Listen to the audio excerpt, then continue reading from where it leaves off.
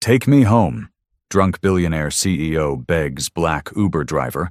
She wakes up tucked in her own bed. Note says, "You're safe. Call me when sober." The bass from the rooftop bar pulsed through Hayley Brennan's chest as she downed her fourth Cosmopolitan, the Seattle skyline blurring into streaks of light behind her. 27 and untouchable. That's how she felt, watching her company's stock price climb another 3 points on her phone screen. Brennan Digital Solutions had just closed a $40 million acquisition, and she was celebrating the only way she knew how, excessively. "Another round for everyone," Hayley shouted to the bartender, her platinum card already on the counter. Her assistant Courtney and 3 executives from the merger team cheered, their laughter mixing with the Friday night crowd. The celebration had started at 6. It was now past midnight, and Hayley had lost count of how many bottles they'd gone through. "Hayley, maybe we should call it," Courtney suggested, her voice careful. She'd worked for Hayley long enough to know when to push and when to retreat. "Call it? Court, we just made $40 million happen with a signature." Hayley's words slurred slightly as she gestured broadly, nearly knocking over someone's drink. "This city runs on people like us. We don't call it until we're done celebrating." The night spiraled. More drinks, more toasts, more strangers congratulating her on success she'd barely worked for. Her late father had built the company. She'd just been smart enough not to destroy it. By 2 a.m., Courtney had given up and gone home. The executives had scattered. Hayley found herself alone at the bar, the room spinning, her phone showing 17 missed calls from her mother. She stumbled outside into the cool Seattle air, her designer heels catching on the sidewalk. The valet had already left. Her Tesla was somewhere in the parking garage, but the thought of finding it seemed impossible. She pulled out her phone, fingers clumsy against the screen, and opened her Uber app. 3 minutes. Black Honda Accord. When the car pulled up, Hayley didn't bother looking at the driver. She yanked open the back door and collapsed into the seat, her Prada bag falling to the floor. "Take me home," she mumbled, her head falling back against the headrest. "Address?" The voice was deep, patient, distinctly male. Hayley rattled off her penthouse address in Belltown, her eyes already closing. The car didn't move.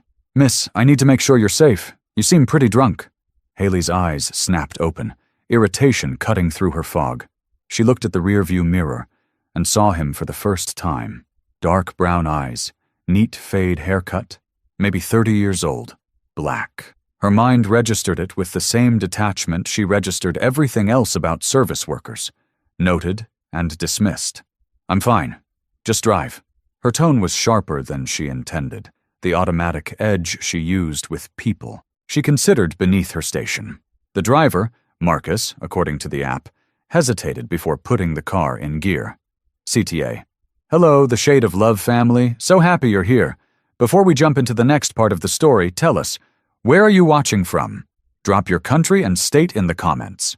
Also, how's the story been so far? We love reading your thoughts. Yes, every single comment. And it really keeps us motivated. Let's aim for 50 comments on this video. Think we can hit it? Your support means the world, so don't forget to comment, share, and keep the energy flowing. The car ride to Belltown should have taken 12 minutes. Hayley spent most of it drifting in and out of consciousness, her mind swirling with champagne and self-satisfaction.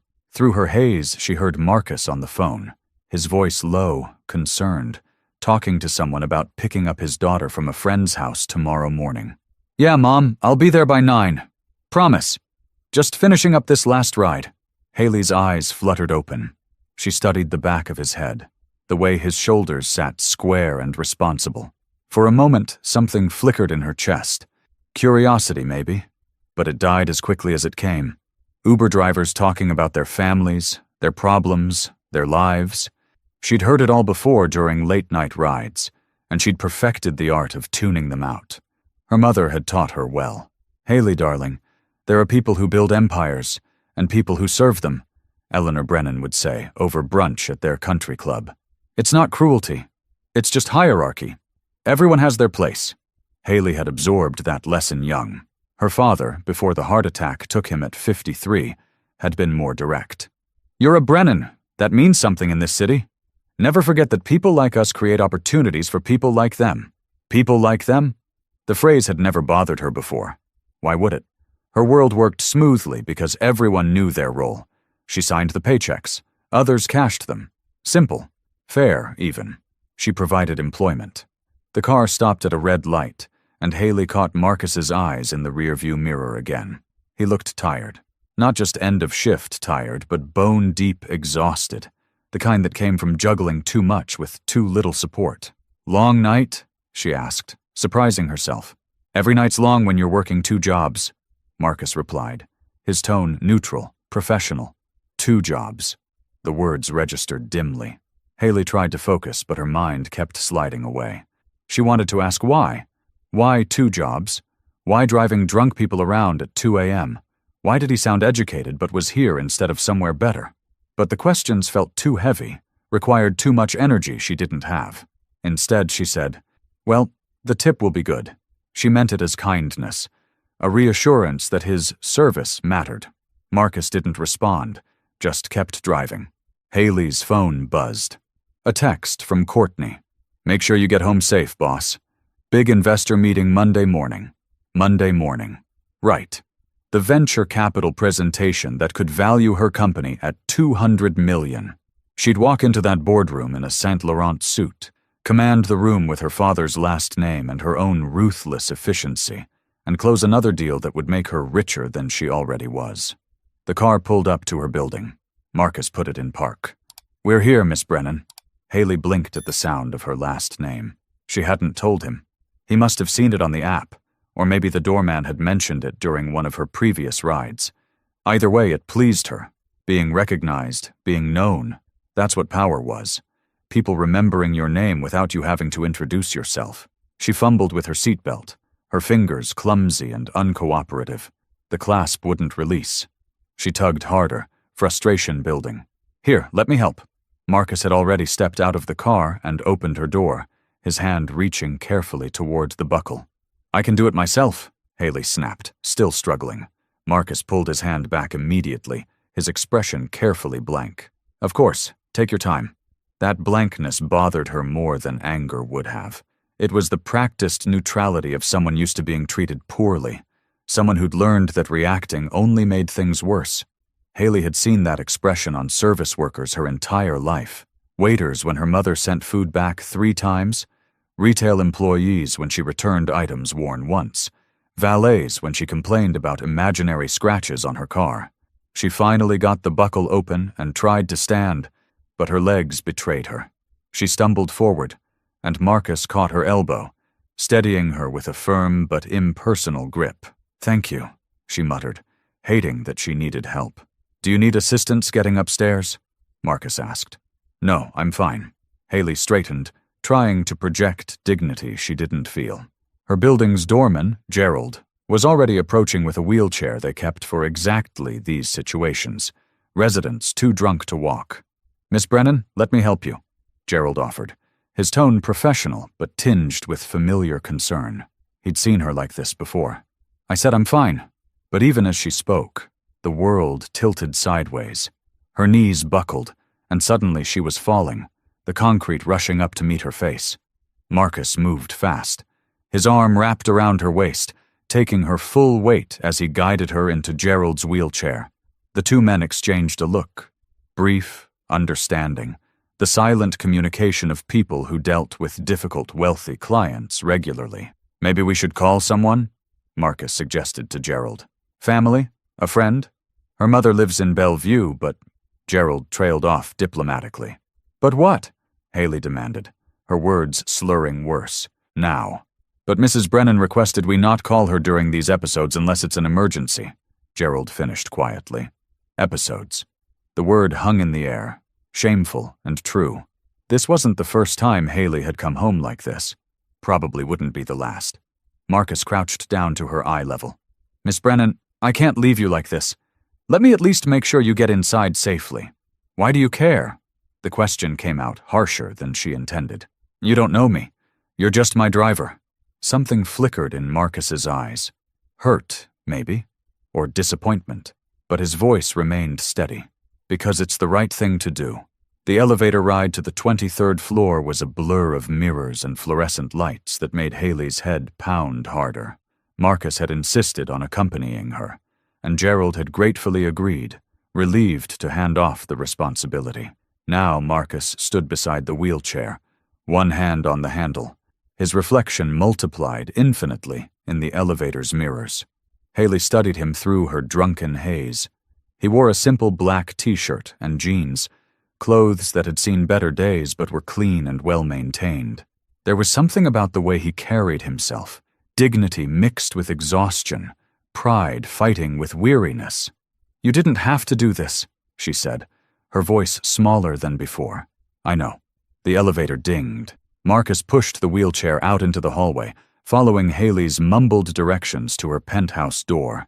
She dug through her Prada bag, scattering lipstick and receipts on the floor before finally producing her keys.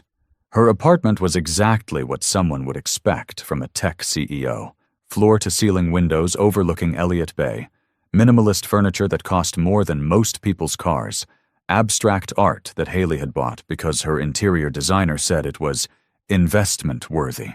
"Nice place," Marcus said, but there was no envy in his voice, just observation. "Thanks, my father bought it." Hayley didn't know why she admitted that. Maybe because nothing in this apartment felt like hers. Not really. Just another piece of inheritance she hadn't earned. Marcus wheeled her toward the couch, then stopped. "Do you have water? You should drink something before you sleep." "Kitchen. Second door."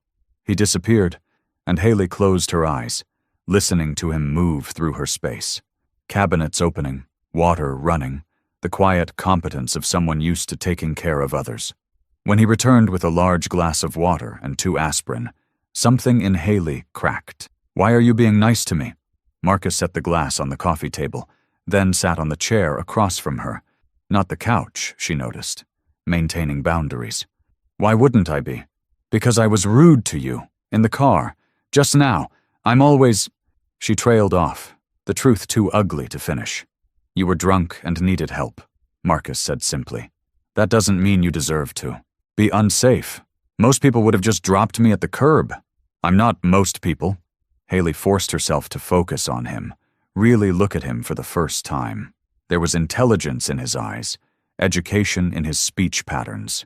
"Why are you driving Uber at 2 a.m. if you're not most people?" Marcus's jaw tightened slightly. "Because I have a daughter to support and law school debt I'm still paying off. Because jobs in my field dried up after the pandemic, and I'm doing what I need to do to survive. Is that explanation enough for you?"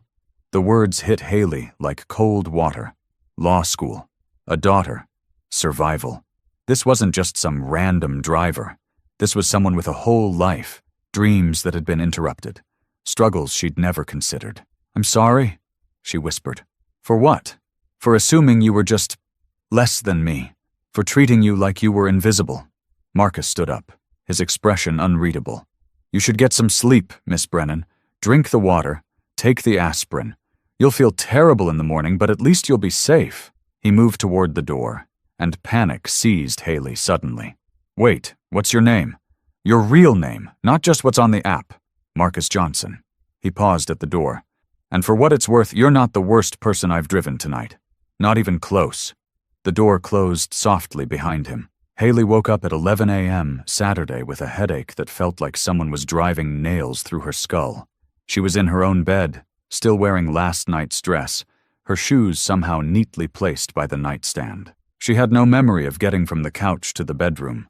On her nightstand sat the glass of water, now empty, meaning she'd drunk it at some point, the aspirin bottle, and a note written on the back of one of her own business cards in neat handwriting. "You're safe. Call me when sober. Marcus," followed by a phone number. Hayley stared at the note for a long time, her mind piecing together fragments of last night. The bar, the ride, Marcus's patient voice, her apartment, the conversation that felt too raw, too honest for her usual interactions. Her phone showed 32 messages, most from Courtney checking if she'd gotten home okay. 3 from her mother. "Courtney told me about last night. We need to talk about your drinking. This is becoming a pattern, Hayley. Call me when you're functional." She ignored them all and pulled up her Uber history instead. There it was. Marcus Johnson, 5 stars, $47 fare. She'd tipped him $50, which seemed simultaneously generous and insultingly small, given that he'd spent an extra hour making sure she didn't choke on her own vomit. Hayley dragged herself to the shower, letting the hot water beat against her skin as memories surfaced. Marcus's voice. Because I have a daughter to support, and law school debt I'm still paying off. Law school. This man had a law degree and was driving Uber at 2 a.m. She thought about her own path, the Ivy League education her father's donations had guaranteed, the job she'd inherited rather than earned, the opportunities that had fallen into her lap simply because she'd been born a Brennan. She'd always believed she'd worked hard for her success, but standing in her $1,000-a-month rainfall shower, she suddenly wasn't sure what hard work even meant. Her phone rang. Courtney. You alive? Her assistant asked. Barely. Good, because we have that investor meeting Monday. Also, your mom called me 3 times this morning asking if I thought you had a drinking problem. Do you? The question escaped before Hayley could stop it. Silence. Then, I think you drink when you're stressed. I think you drink when you're celebrating. I think you drink when you're bored. So, maybe ask yourself what you're trying not to feel. After they hung up, Hayley sat on her bed, Marcus's note still in her hand. She thought about her father's funeral 3 years ago, how she'd delivered the eulogy sober, and then spent the reception so drunk she couldn't remember saying goodbye to half the guests. She thought about the board meetings where she'd fought to prove she deserved her position, then celebrated victories by drinking until she forgot why she'd needed to prove anything at all. What was she trying not to feel? The answer came quietly, terribly. Everything. CTA. Hello, the Shade of Love family. So happy you're here. Before we jump into the next part of the story, tell us, where are you watching from? Drop your country and state in the comments. Also, how's the story been so far? We love reading your thoughts. Yes, every single comment. And it really keeps us motivated. Let's aim for 50 comments on this video. Think we can hit it? Your support means the world, so don't forget to comment, share, and keep the energy flowing. Hayley didn't call Marcus that weekend.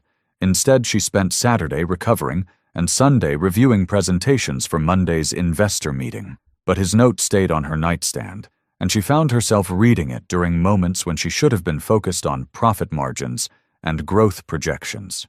Monday morning arrived with Seattle's typical gray drizzle. Hayley dressed in her armor, a charcoal pantsuit, Louboutin heels, hair pulled back in a severe bun. The investor meeting went well. She commanded the room the way she'd been trained to, speaking in the language of disruption and scalability and market dominance that venture capitalists loved. By 5 p.m., she had a term sheet for $80 million. By 6 p.m., she was sitting in her office, staring at her computer screen, feeling absolutely nothing. Her phone rang. Unknown number. Miss Brennan, this is Gerald from your building. There's someone here to see you, a Marcus Johnson. He says he left something in your apartment and needs to retrieve it. Hayley's heart jumped. Send him up. She met Marcus at the elevator, suddenly self-conscious in her corporate uniform. He wore different clothes than Friday night, khaki pants and a button-down shirt, like he'd come from somewhere professional. Hi, she said, her voice uncertain. Hi. Marcus held up a phone charger. I actually didn't leave this. I just needed an excuse to check on you. Make sure you were okay. Something in Hayley's chest loosened. I'm okay. Better. Thank you for everything. Can we talk? Marcus asked. Really talk?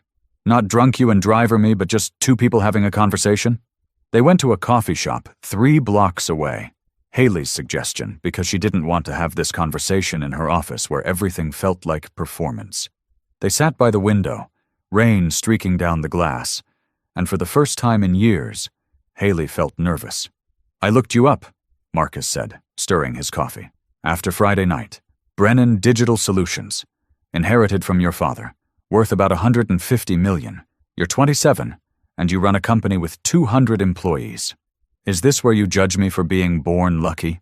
No, Marcus met her eyes. This is where I tell you what I saw Friday night. I saw someone who uses alcohol to avoid feeling things. Someone who's mean to strangers because it's easier than being vulnerable. Someone who has everything but seems incredibly lonely. The accuracy of it stole Hayley's breath. You don't know me. You're right, I don't. But I know what running from yourself looks like. I did it for 2 years after my wife died. Worked myself to exhaustion. Took every extra shift. Anything to avoid sitting alone with my grief. My daughter was 6. She needed her father, and I was there physically but gone emotionally. What changed? Hayley whispered. She asked me if I still loved her. Because I never smiled anymore. Because I never played with her anymore. Because I was always working. Marcus's voice cracked slightly. That broke me. And then it saved me. Because I realized I was working so hard to provide for her that I'd forgotten to actually be her father. Hayley felt tears threatening. How old is she now? 8. Her name's Sierra. She's brilliant and funny and loves science. Wants to be a marine biologist even though we live in Seattle and she's only been to the ocean twice. Pride filled his voice, transforming his tired face into something radiant. You're a good father. I'm trying to be. That's all any of us can do. Try. Marcus leaned forward. Hayley, can I call you Hayley? You helped me Friday night even though you don't remember it. I helped you? I was drunk and rude. You asked me about my 2 jobs. You looked at me like I was a person, not just a driver. And when I told you about law school, you said you were sorry. Most people in your position would never apologize to someone in mine. Hayley shook her head. That's not helping. That's basic human decency. In my experience, basic human decency is pretty rare. Marcus pulled out his phone, showing her a photo of a little girl with natural hair in 2 puffs, missing her front teeth, grinning at the camera. This is Sierra. And you know what she asked me this morning? She asked why I looked happy for the first time in months. Why did you? Because Friday night reminded me that good people exist, that someone who had every reason to be cruel could still find it in themselves to be kind, even drunk. Marcus smiled. You gave me hope, Hayley, and I thought maybe I could return the favor. The coffee shop conversation stretched into dinner at a nearby Thai restaurant, then a walk through Pike Place Market as vendors closed up for the night. Hayley couldn't remember the last time she'd spent 3 hours just talking to someone without checking her phone, without an agenda, without performing the role of CEO. Marcus told her about law school at University of Washington, graduating top of his class, landing a position at a mid-sized firm specializing in civil rights cases. Then the pandemic hit. Budget cuts. Last hired, first fired. Then his wife Jasmine's cancer diagnosis. Stage 4 by the time they caught it. Medical bills even with insurance. Funeral costs. Sierra's therapy because 8-year-olds shouldn't have to process that kind of loss without help. I'm still paying it all off, Marcus said as they walked. The debt. It's like drowning in slow motion. I pass the bar, work my way up, do everything right, and still end up driving Uber at 2 a.m. because the math doesn't math. Hayley felt something shifting inside her. Foundations she'd built her world view on starting to crack. That's not right. No, it's not. But it's reality for a lot of people who look like me. They exchanged numbers. Real numbers. Not just the one from the note. Hayley went home that night and couldn't sleep, her mind replaying everything Marcus had shared. The next morning she walked into her office and saw it differently. The 200 employees she barely knew. The janitorial staff she'd never spoken to. The delivery drivers she treated as invisible. Her mother called at 10 a.m. Lunch today, the club. We need to discuss your behavior Friday night. The Seattle Hills Country Club smelled like old money and older prejudices. Hayley Brennan sat perfectly composed in her tennis whites, her face expertly maintained by the same plastic surgeon half of Seattle's elite used. Courtney tells me you were picked up by an Uber driver, Eleanor began, slicing into her Cobb salad with surgical precision. His name was Marcus. I don't need his name, Hayley. I need to know you understand how this looks. A Brennan, drunk and vulnerable, dependent on a stranger? He made sure I was safe, Mom. He was kind. Eleanor's fork paused mid-air. Kind? Darling, people in service positions are paid to appear kind. It's not genuine. It's transactional. You don't know. Him. And you do? After one car ride? Eleanor leaned forward, her voice dropping. Hayley, listen to me carefully. Your father built that company from nothing. He created opportunities for people, jobs, careers. But he knew where the lines were, employees, service workers. They have their world, we have ours. Crossing those lines only creates complications. What if the lines are the problem? Eleanor's expression hardened. The lines are what keep society functioning. Without hierarchy, without structure, everything falls apart. You're confused right now. You're drinking too much. You're stressed about the investors, and you're projecting some sort of savior fantasy onto a man who drove you home. It's embarrassing. The words hit like slaps. Embarrassing. Hayley felt heat rising in her face, anger mixing with shame, mixing with something else she couldn't name. "I need to go," she said, standing abruptly. "Hayley, sit down. We're not finished." "I am." She left her mother at the table, aware of eyes following her exit, of whispers starting before she even reached the parking lot. Her phone buzzed immediately. A text from Courtney. "Your mom just called me. She's worried about you. Are you okay?" Was she okay? Hayley sat in her Tesla, hands shaking on the steering wheel. Everything her mother said made logical sense in the world Hayley had always inhabited. But logic didn't account for Marcus's exhausted eyes, for Sierra's gap-toothed smile, for a man with a law degree driving drunk people home at 2 a.m., because the system had failed him. Hayley texted Marcus that afternoon. "Can we meet? I need to understand something."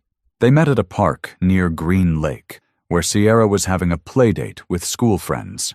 Marcus sat on a bench while Hayley watched his daughter play, all energy and joy, running with other kids on the playground equipment. "Your mom didn't take it well," Marcus said. "It wasn't a question." "How did you know?" "Because I know how these conversations go. I've lived on the receiving end of them my entire life." Marcus gestured toward Sierra.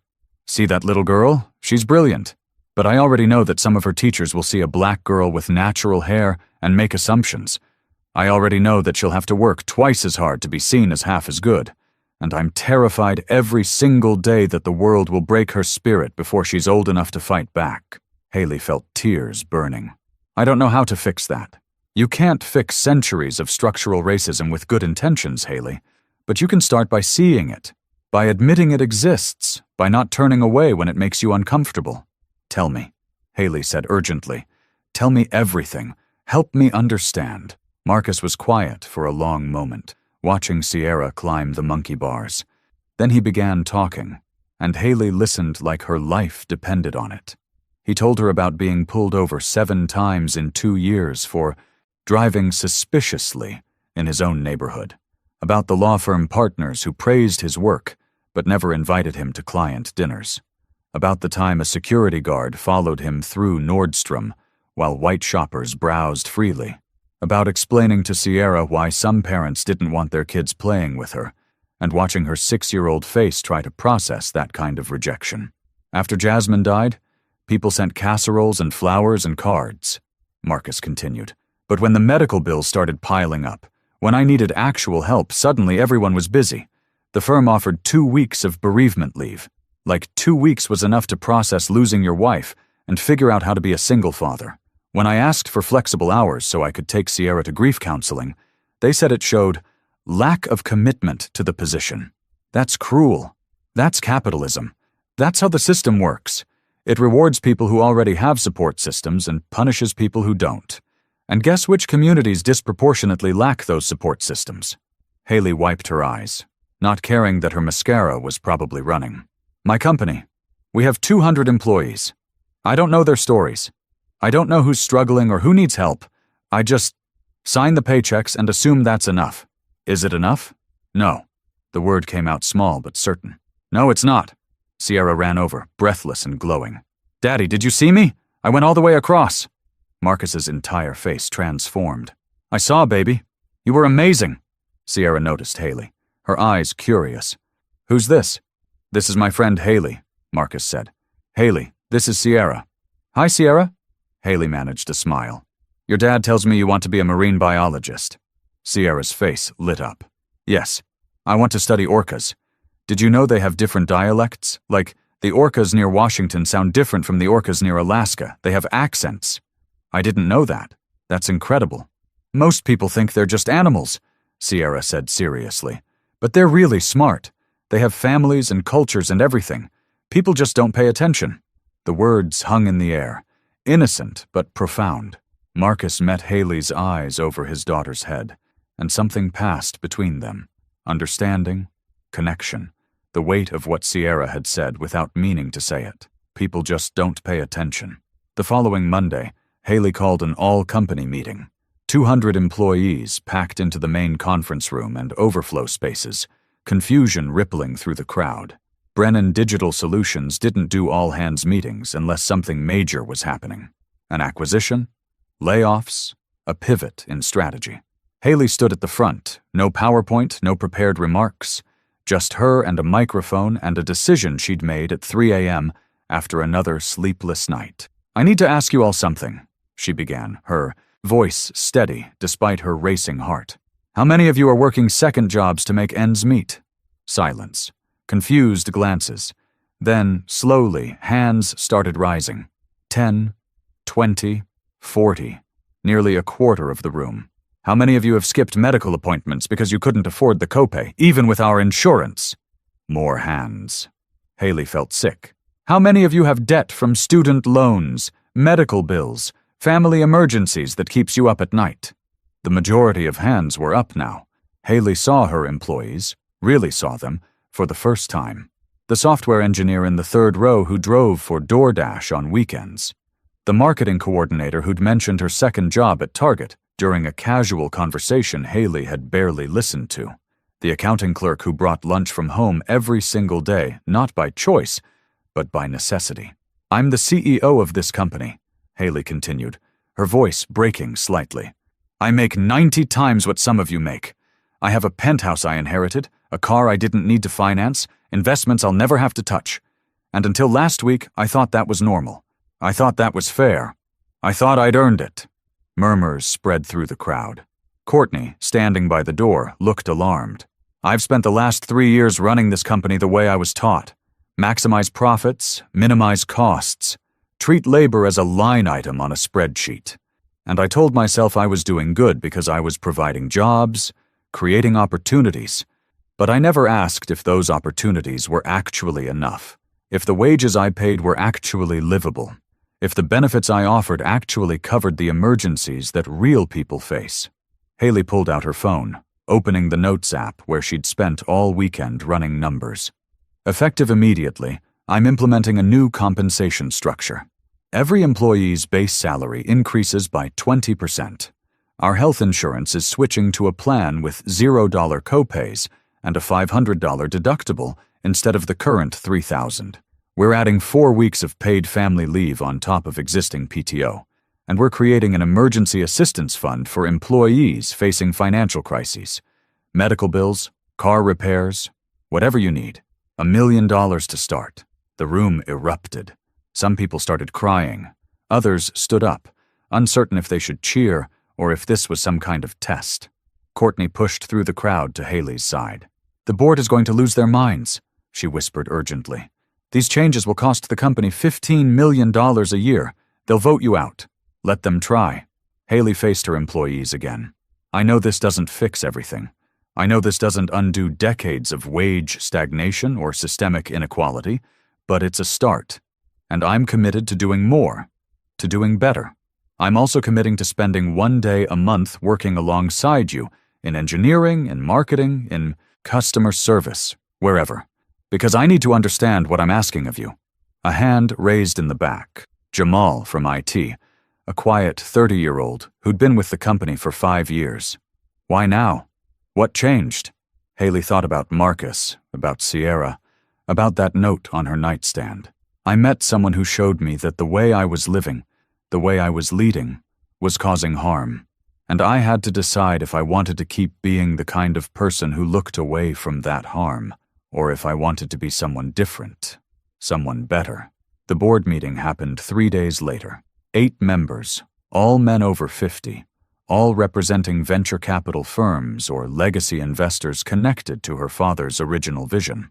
Hayley sat at the head of the conference table in the same room where her father had once commanded empire, and she felt his ghost judging her. "These changes are financially irresponsible," declared Thomas Whitmore, the board chair and her father's oldest friend. $15 million in additional labor costs will tank our margins. Investors expect a certain return, Hayley. Then maybe we need different investors." The room went silent. "Excuse me?" Thomas's face reddened. "Our company is profitable. Hayley said calmly, pulling up her presentation. Even with these changes, we'll still net $40 million this year. That's not failing. That's succeeding while actually taking care of the people who make our success possible. Your father would be ashamed, Thomas said, and the words landed like the weapon he'd intended. Hayley stood up. My father worked himself into a heart attack at 53 because he believed the only metric that mattered was growth at any cost. He died at his desk, Thomas, alone, on a Saturday night. And you know what I found in his calendar? Not a single personal event. No dinner with my mother. No plans with friends. Just meetings and deals and more meetings. Is that really the legacy you want me to honor? Profit is how we change the world. Another board member interjected. Sustainable companies create sustained employment. Sustainable companies also pay sustainable wages. Hayley shot back. We can't keep pretending that stock price is the only thing that matters when our employees are choosing between rent and medical care. That's not capitalism. That's exploitation. Thomas stood, closing his laptop with a sharp click. We'll be calling for a vote of no confidence. You're emotionally compromised, and frankly, you're not fit to run this company. Then vote. Hayley gathered her materials. But know that if you remove me, I'll go public with why. I'll tell every news outlet, every tech blog, every investor network that Brennan Digital Solutions chose profit margins over human dignity. Let's see how that affects your precious stock price. She walked out before they could respond. In the parking garage, Hayley sat in her Tesla with shaking hands. The weight of what she'd just done, crashing over her. She'd basically declared war on her own board, thrown away everything her father had built, risked the company's future on a principle that 3 weeks ago she wouldn't have even understood. Her phone rang. Marcus. Hey, she answered, her voice unsteady. I just saw the news. TechCrunch is running a story about your announcement. Seattle CEO revolutionizes tech compensation. Hayley, what did you do? I blew up my life. She laughed, the sound edging toward hysteria. I basically told my board to fuck off. I'm probably going to lose everything. Are you okay? I don't know. Ask me in a week when I'm either still CEO or completely unemployed. She paused. Marcus, did I do the right thing? You did the brave thing. Whether it's right, we'll find out together. His voice softened. Sierra wants to know if you'd like to come to dinner tonight. Nothing fancy. Just spaghetti, and her telling you approximately 700 facts about orcas. Hayley felt tears streaming down her face. I'd love that. Good, because I told her you'd say yes. And if you didn't show up, I'd have one very disappointed marine biologist on my hands. CTA. Hello, the Shade of Love family. So happy you're here. Before we jump into the next part of the story, tell us, where are you watching from? Drop your country and state in the comments. Also, how's the story been so far? We love reading your thoughts. Yes, every single comment. And it really keeps us motivated. Let's aim for 50 comments on this video. Think we can hit it? Your support means the world, so don't forget to comment, share, and keep the energy flowing. The board vote happened 2 weeks later, and Hayley lost. 6-2. They gave her 60 days to transition out, a severance package that would keep her wealthy for life, and a non-disparagement clause that would cost her $10 million if she violated it. She violated it the next day. The press conference was Hayley's idea. Courtney tried to talk her out of it. Her lawyers threatened to quit. Her mother stopped returning her calls entirely, but Hayley stood in front of Seattle's business press and told the truth. I was removed as CEO of Brennan Digital Solutions because I tried to pay people fairly, she began, her voice carrying across the room full of journalists. Because I believed that a profitable company should share that profit with the workers who generate it, and because I refused to accept that employee suffering was an acceptable cost of business success. The questions came fast. Why now? Was this about politics? Did she regret her decision?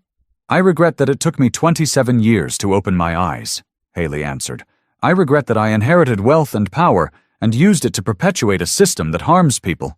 I regret every conversation where I dismissed someone's struggle because their life was convenient to me. But I don't regret trying to do better, even if it cost me everything. What's next for you? A reporter from the Seattle Times asked. I'm starting a non-profit, fair wage coalition. We'll work with small and mid-sized companies to implement equitable compensation structures. We'll provide resources for workers to understand their rights. And we'll name and shame companies that treat their employees as disposable. Hayley looked directly at the camera. Including Brennan Digital Solutions if they reverse my policies. After the conference, Marcus was waiting outside with Sierra. The little girl held a handmade sign that read, "You're brave," in rainbow letters with orca stickers. She insisted, Marcus said, smiling. Sierra ran up to Hayley. "My teacher said you're a hero. She said you stood up for people who couldn't stand up for themselves." Hayley crouched down to Sierra's level. "I'm not a hero. I'm just someone who realized I was wrong and tried to fix it." "That's what heroes do," Sierra said with the absolute certainty of 8-year-olds. "They mess up, and then they do better." That night, the three of them got pizza at a place near Marcus's apartment. Not the artisanal kind Hayley was used to, but the cheap, greasy, absolutely perfect kind that Sierra declared was the best in Seattle. They sat in a booth with ripped vinyl, and Hayley felt more at peace than she'd ever felt in any 5-star restaurant. "I'm scared," she admitted to Marcus after Sierra got distracted by the arcade games. "I've never not been a Brennan before. Never not had that identity, that protection. Now you get to find out who Hayley is," Marcus said, squeezing her hand across the table. "Without the armor, just you. What if there's nothing there? There's everything there. You just have to believe it."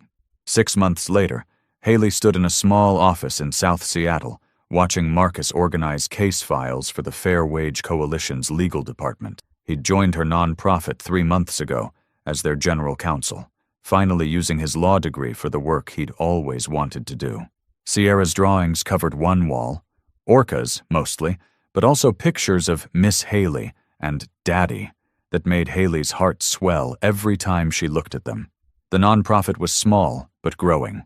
They'd helped 12 companies restructure their compensation. They'd recovered $70,000 in stolen wages for workers who'd been too afraid to fight back. They'd been sued twice by companies claiming defamation, and won both times.